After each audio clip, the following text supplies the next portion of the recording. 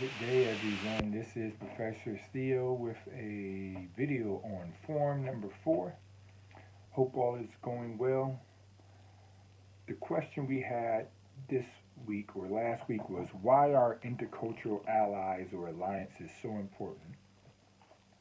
And I also had a follow-up question of asking if any of you had intercultural alliances. If so, please describe that particular relationship. So let's get right into some of your responses. Someone said intercultural alliances are important because they are our link to actually knowing different cultural groups. If we don't have a personal connection to these groups, we have to learn through observation, and that can sometimes not be exactly accurate or honest. I totally agree with that. One of the things I always tell my students or when I do trainings when it comes to intercultural communication, cross-cultural ministry, and things of that nature, when we talk about stereotyping, and I always mention that it doesn't take a relationship with a person to establish a stereotype, but it does take a relationship for a person to break that stereotype. And so oftentimes we may have stereotypes about certain groups, and those stereotypes are either based upon limited interaction with individuals from those groups, or sometimes it's based upon no interaction, but maybe observation, things we've heard about, things we've seen on TV, things that stories we've heard that someone else had some interactions with, and we start to develop our own preconceived notions about those particular groups. And it's not until we actually interact with people from those groups that we can sometimes either confirm or disavow those particular thoughts that we had. And so I think it's important that no matter what culture you're going into, even as someone who, as I get older, I still have a heart to work with young people. Sometimes I have to link up with someone else who's in that particular culture, who can help guide me and help me better navigate through that culture. You know, what's the latest lingo? What's the latest fashion? The latest music? What things are they into? I think that's important. We think about it all the time in terms of the opposite sex. How many of us growing up and dating, and maybe even now, where maybe we had a really good friend of the opposite sex who would school us on how to approach the opposite sex. So it was a guy having a female friend who would say, "Here, here's what a woman likes. Here's what you should try." So it's always good to have that insider within the culture who you can bounce things off of. Someone says intercultural alliances are really important because they give you a safe place to ask the hard questions. And I think that, and several of you mentioned this safety, I think that's very important. Sometimes you have a question and you don't want to come across as being racist or sexist or ignorant or stupid. And you may even preface your question or your statement like, hey, I know this sounds stupid, but why is it that? Why does this happen? Is this true? And it's good to have a relationship in a safe place, not public, something that's not going to be put on Facebook or in social media, but to be able to ask those hard questions, to be able to ask those questions that maybe some people would think you should know the obvious answer, but you don't. Yet, instead of keeping it to yourself, you say, I want to learn. Because what happens is when we don't have those safe spaces, when we don't have those safe relationships, oftentimes we do just keep those questions, those statements, those actions to ourselves. Or they may come out in the wrong place, and all of a sudden now you're labeled a certain way because of this thing that came out. And all that we've taken was 30-second conversation with one of your good friends who could say, no, don't do that. Don't use that term. Um, if I was you, I wouldn't do that. Just some wisdom. The same way you would run a recipe by, taste this, what does it taste like? Before the rest of the group gets over that, they can give you the pros and cons. Hey, how's this outfit looks? We do it in all these other areas of our lives. We should also be doing it when it comes to intercultural communication, running something by someone. The same way you would have someone else proofread your paper. Because what happens is when you try to proofread your own paper, our minds have the tendency to fill in the blanks of missing words or to gloss over words because we know what we want to say. But sometimes it takes that second set of eyes, making us catch so many different things. Same with this, sometimes it takes that second set of eyes, that second set of ears, that second set of experiences to say, hey, I understand where you're coming from, but maybe I wouldn't word it that way, or maybe you should look at it from this perspective. I think that's very important. But you got to have those safe environments and those safe relationships, which means that you probably aren't going to, you and your intercultural alliance, whoever it may be, aren't going to be delving too deeply too quickly. Because you need to establish that rapport, you need to establish that trust, that vulnerability, that safety. But I think over time, if you have an intercultural alliance, it will be very beneficial. Someone says having an alliance gives the underprivileged a voice to be understood in terms of linking up with someone who's more privileged who can speak on your behalf. So the thing about this is, I agree with it for the most part, but I also have a couple caveats that I would add in. So the part that I do agree with, I agree with the concept that everyone needs someone to champion them. That there's no self-made millionaires, there's no self-made people. We are all indebted to people who have invested in our lives. And so sometimes you meet someone who's further along in a particular thing, whether it's in the company that you're in, whether it's in the sport, whether it's in dating, whatever, and they take you in their wing and they can show you some ways, they can help you prevent some mistakes they made. Hopefully you could take what they've learned, you could take it to another level. And I think that's true in terms of introductions to other cultures. If there's someone in a particular culture, whether it's into the work culture and they've been there working longer, whether it's in a particular neighborhood, they've been living there longer, the dating culture, they've been dating, whatever it is, in another country, in terms of interaction with other races, you need someone who's been there, done that, who can help you navigate. So I agree with that concept. And oftentimes there is this level of those who are in the majority culture having a certain level of credibility can provide credence. So maybe there is someone, a voice that's underprivileged, that's not being heard in any context. You need someone who has a voice that has been recognized, who has some clout. And what that person can do is speak on your behalf because maybe you're saying this thing and it's falling on deaf ears. Someone from that different culture says it and all of a sudden it becomes golden. People listen. And so the example someone gave was in terms of Black Lives Matter. Maybe if someone black says it, it falls on deaf ears. But if someone white says it, all of a sudden now maybe people will listen. So I understand all that and I agree with that. Uh, the caveat I would add in though is where it becomes dangerous is when you fall into the trap of saying of maintaining this hierarchical system where this person down here can only go as far as this person up here takes them in terms of advocating for them, being their champion. And so when I was in college, I had an administrator who happened to be white, who told me that if I was going to make it in life, I was going to need a white champion to get me into certain places I couldn't get into on my own, to get me to a place that I couldn't get on my own. And at the time, it made a lot of sense because in my reality, that was often true.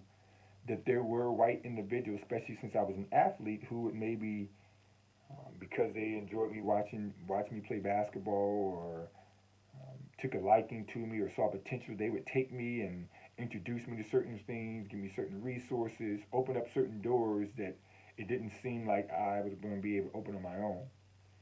But as I got older, what I realized is, in a real sense, we all need someone to do that. Or we've all had someone who do that for us. And it doesn't necessarily have to be someone who's white for someone who's a minority, especially for someone who's black. It could be vice versa. Everyone needs other people to help them navigate, to open up doors, to give them credibility in certain cultures. But this notion as a black person that I could only go so far if a white person, and in this particular context, it was a white male, could take me there. Would I ever give that advice to another young black person, saying, hey, keep in mind that one day you're going to reach a ceiling and you can't go any further unless this white person, this white male takes you. No, I think we all reach ceilings, we all reach dead ends in certain aspects, and we need someone else to take us to the next level. But it could be anyone. It doesn't have to be specifically a white male champion. And so I agree in the notion that we all need, as minority voices, whatever it may be, if you are the new person at work, you need that veteran person at work to speak on your behalf. But that's only to a certain extent, because say if that veteran person never speaks on your behalf, what then? Are you destined to always be in the underclass? Are you destined to always uh, not have the ability to succeed? No, sometimes, as great as it would be to have others help us, we also got some stuff in us that we bring to the table. And so this notion that we must depend upon someone else in that regards, I think that's where it can kind of get dicey for me. When we have strong intercultural alliances, we are more apt to learn and share. This is true. These relationships will help us grow and potentially gain more knowledge of other cultures. Each and every interpersonal relationship will be different. And once again, the key in this particular statement was relationship, relationship, relationship. Establish an intercultural relationship the same way you would establish a regular relationship. I think one of the my pet peeves, but I think it's one based upon one of the misconceptions when it comes to things intercultural, things cross cultural, is we think it's different. So when someone says, hey, and I've had several people ask me this question, how do I establish these cross cultural relationships? How do I strengthen intercultural communication? And what I always bring them to is the fact that you do the same things you do in your other relationships. So if you could point to your strongest relationships and then list the characteristics, the traits, the behaviors, the mindsets associated with those relationships. So, what were the things that you did in order to establish and maintain that relationship? And you may say something like, well, we spent a lot of time together. I listened. I valued the person. I showed respect. I showed love. I challenged the person when need be. You come up with this long list of the things that you did for your best relationships, and you got this list, and you know that this thing works. You know when it comes to establishing relationships, maintaining relationships, here's what works. But then you say, hey, how do I do this in terms of cross cultural relationships? Well, it's the same thing. If it was love, respect, time, listening, if that's what established and maintained this relationship, do you do those same things? Now, each relationship gets contextualized, but it's not just cross cultural, it's just in general. What works for me and this person may not work for me and this other person. So you need to contextualize, but there's still some principles that if shown to work over here, they should work over here. And so I think when we try to make it something different, here's how you do normal relationships, here's how you do intercultural relationships. Here, all of a sudden now we put the emphasis on the difference. And if it's the difference that's already causing some of the historical divide, if being different has already caused some tension, the last thing we want to do now is apply different methods to that. No, because what this other person is saying is, I want to be viewed as an equal. I want to be viewed, treat me the same way you treat others. Well, if you're going to treat people the same way as you treat others, then you can't develop a whole set of rules on how you do that. And so I think it's important that the relationships, which was mentioned in this post, relationships are key. Establishing relationships for the right reasons, being honest, um, maintaining those relationships. And if you have an intercultural alliance, there's nothing wrong with seeing as such. It doesn't mean that that's the only purpose, but you should take advantage of being in a relationship with someone of a different culture. You should take advantage of that. Pick their brain. Learn of those cultures. Allow them to learn of your culture. I think that's very important. Having an intercultural alliance can promote various perspectives and harmony. I believe it's important to respect our social lives and cultural differences. As someone that is invested in my local community, it is essential to be involved in your local communities and support the people from all backgrounds. And once again, whenever you're talking about investing into a particular community, going into a new place, a new school, a new church, a new neighborhood, a new country, one of the wisest things you can do is link up with people from those places, the indigenous people. Let them show you the ropes. Let them show you the do's and the don'ts. It takes a level of wisdom, takes a level of humility, but oftentimes we go into those situations with the mindset we know what those individuals need, what they want. We're going to be the agents of change, and we begin to thrust our cultural mindsets, attitudes, beliefs, behaviors upon another culture, versus being humble enough to say, hey, I'm coming into your culture, I'm coming into your world, let me learn of you. And you can learn of me also, but I'm going to really submit and get under and find out as much as I can. One of my spiritual fathers once said, how can you truly understand if you're not willing to stand under? And I think that's important. How can you understand another culture if you're not willing to stand under that culture? If you're not willing to, if you always want to be up here and you always want to know it all and be the end all be all, are you truly going to understand? Are you truly going to be even in a position to understand? So I think that humility is important. I think that is very important. Someone says in Proverbs 27:17, iron sharpens iron, so a man sharpens the conscience of his friend. That is one of the roles of intercultural relationships. It should be one of the roles of all relationships, and that's the key. Intercultural relationships. Uh, the root of that is relationships, and all relationships should be mutually beneficial. Doesn't mean they're equally mutually beneficial, but there should be a benefit to all parties involved.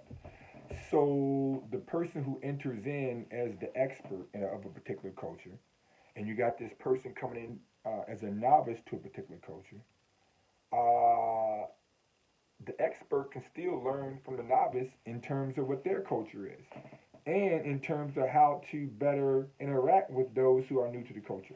Because maybe I'm an expert in a particular culture, and because I'm an expert in that particular culture, I may have mastered the things of that culture, but it may not have mastered how to interact with other cultures.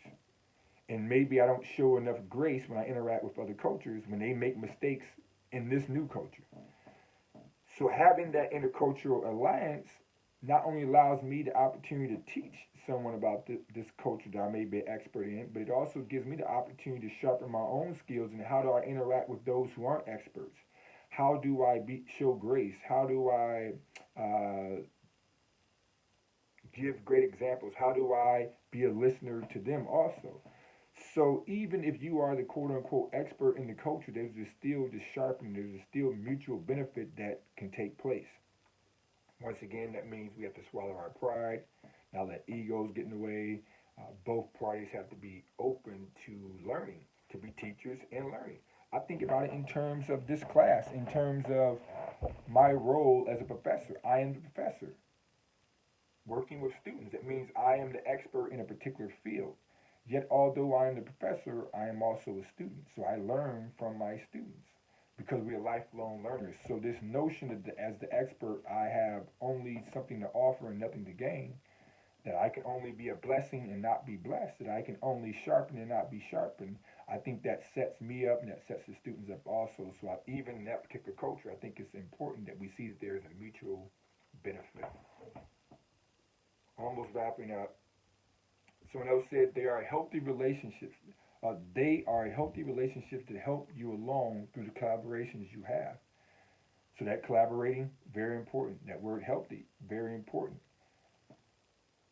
You have to have a healthy relationship. You have to have an honest relationship, a transparent relationship, a vulnerable relationship, a trusting relationship. Because if not, it's almost like if you view your intercultural alliance in a similar fashion to what you would view accountability partners. Someone who can hold you accountable, someone who can sharpen you, someone who can encourage you, someone who can rebuke you if need be. Well, accountability is only as valuable and is only as beneficial as the ability of both parties to be honest, to be open, to be vulnerable. And so when someone says, "Hey, pick my brain," what do you want to ask, and you keep it on the surface, and you never get down to the nitty gritty, the deep questions, the things that's going to really be beneficial, then that's not going to really help you out the way that needs to be helped. And so I think it's important that these are healthy, trusting relationships, vulnerability, that you can have full confidence that what you share is going to be kept in confidence, that's going to allow you to share more openly, and that you take advantage to talk about real situations. And so you may have relationships that are cross cultural, but they may not ever get around to talking about anything that is cross cultural. And it's because maybe we don't see race. So if a white person and a black person, they've been friends for 20 years, but they don't see race.